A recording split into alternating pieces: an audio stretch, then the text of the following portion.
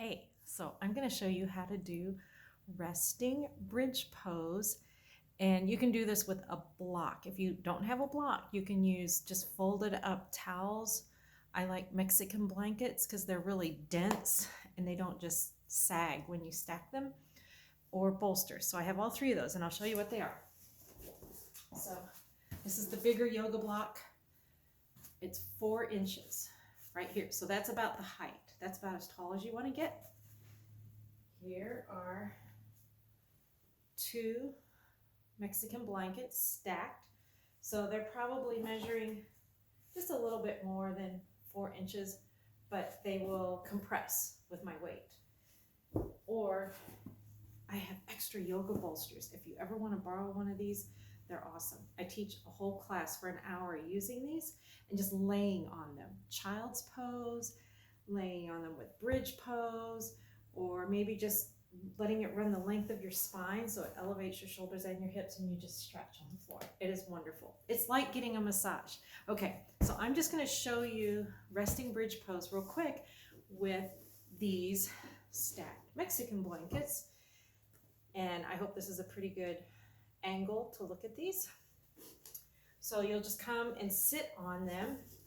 So sit your bottom kind of right there in the middle. Then you're going to lay your shoulders back onto the floor and the back of your head. I'll scoot just a little bit so you can see. It's just right there in my low back. Here's cactus arms. I'll turn around again. So they're bent at the elbows, but your hands come back to the floor. Or sometimes we call them goalpost arms. And that's all you have to do. Like, just rest here for 10 minutes.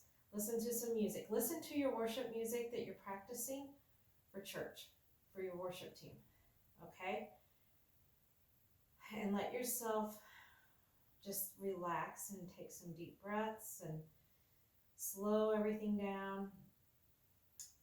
Just some other things later, if you want to try other things with it, can reach up to the ceiling, do some circles with your wrists, or some stretches, like 1 finger at a time, stretch them back. Reach up to the ceiling, bring your arms towards the floor. And I'm going really, really super fast here because you've got a trip to pack for. But these are all good stretches to just release tension and tightness in the upper back. And then this releases the psoas, which runs, it's the loin, but it runs from the back of the hip all the way around here to the front hip flexor. And so just even being in this position and resting, it's sending that message to the low back to release, to soften, because a lot of times that's where we're carrying a lot of tension and tightness in our hips. And even just stretching one leg out at a time too can help lengthen this front of the hip flexor. Or you can do both at the same time.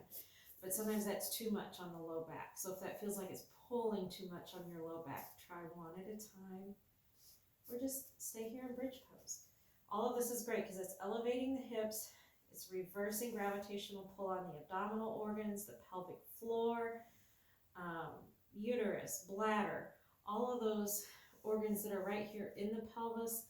It's just gently stretching, putting things back in place. So it's kind of like getting an adjustment without any manipulation. Another really great one for your back, not so much for the abdominal organs, is legs up the wall. And you can keep something under your lower back like a blanket, but just to pivot and bring your legs straight up the wall and rest here. And you can do the goalpost arms, all the same little arm stretches. And if I was sitting upright, it would look like I'm getting ready to forward fold from a seated position. But this is just a really great way to align your spine and the pelvis and where the legs insert into the hip joints. And to just do this for 10 minutes, it takes so much pressure off your back and your hips. It's a gentle stretch into your hamstrings, reversing blood flow in your legs. If your legs are tired, this is just like getting a wonderful massage on your legs. If you have varicose veins, it's just getting those legs elevated. I don't know, I'm just saying these things. I have a little bit of varicosity going on in here. But just when I'm tired and I know I still need to do something, and this is like a power nap for the body, like to really help the body relax, but aligning it so you're not slouching. Your shoulders to your hips keeps your spine in this really great alignment. And with the back of our head on the floor, our chin is neutral. So we're not rounding forward, working with our hands, and we're not arching and looking up to the ceiling. It's just a real neutral, relaxing place to be. And so much goodness can happen right here. So this is another great one. Like, listen to your music, your worship team music. You could video chat with Lydia. That would be allowed too, because that's always a fun Bethany phone calls. I like to put myself in a good position, legs up the wall, or stretching in some way so that I'm doing something really good for my body at the same time. And then either one of these to come out of them, just roll into a sideline position. So you're going to lay on one side. You can cradle your head on your elbow. Then use your top hand to push down and rise up. Come up to your seated position. And then how I end all my classes is just sitting tall and do some head rolls. Let your head circle one direction then the other.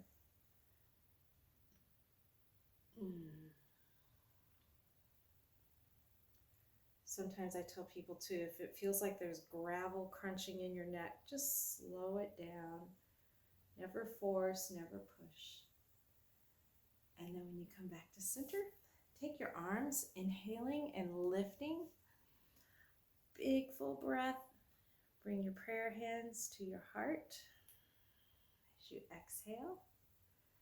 And thank you, and have a blessed day. And have a really fun trip.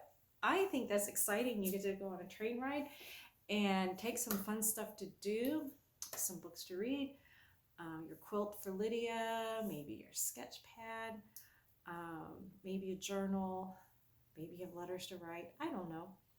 But all of those things, it's really kind of like a slow down, decompress, and I know your friends will want to chat too, but just maybe there's a good book you want to read. If you have headphones, earbuds, you can even take a set of those. Usually there's Wi-Fi on the trains now too. I know Lynn has done the train to Chicago quite a bit. We did it a while back and I loved it. Tori's taken the train to Chicago from Kirkwood. I've taken it from Carbondale, so I don't know where you guys are leaving from, but I think it's fun. Have a great trip to San Antonio. Adios.